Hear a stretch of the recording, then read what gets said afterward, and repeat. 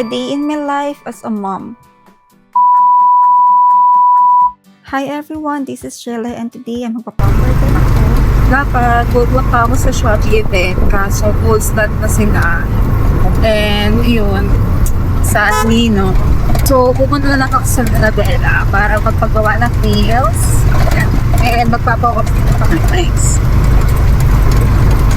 So madadaanan natin yung Pasig Catholic College and yung Immaculate Conception Cathedral of Pasig. Actually, this is my first time pumunta sa Luna Bella Beauty and Bar.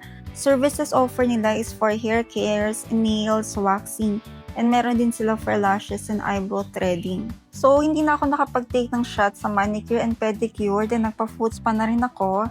And meron silang second floor for wax and lashes area and of course yung for massage nila. Kaya if you are planning to avail their services, message na lang yung Facebook page nila for inquiries. Ayan. This is how their salon and spa looks like, cozy and aesthetic vibes lang. So for sure na marerelax ka talaga. Nagpa-half flex box na din ako since super haba na talaga and last month ko pa plan pero ngayon lang siya natuloy. This is my third time magpa-wax kaya hindi na OA yung sakit for me. So once done na, good thing is naglalagay sila ng moisturizer.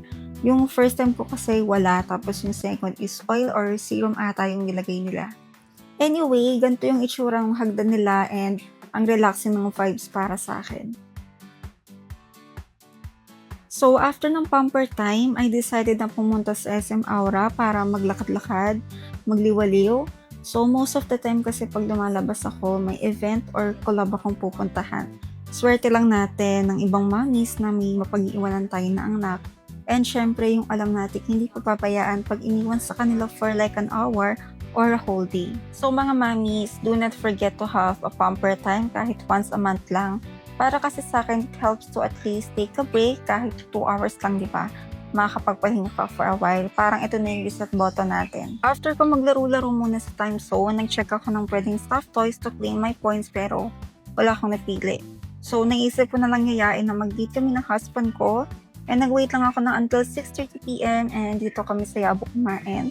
Since craving naman kami nito last month pa and finally!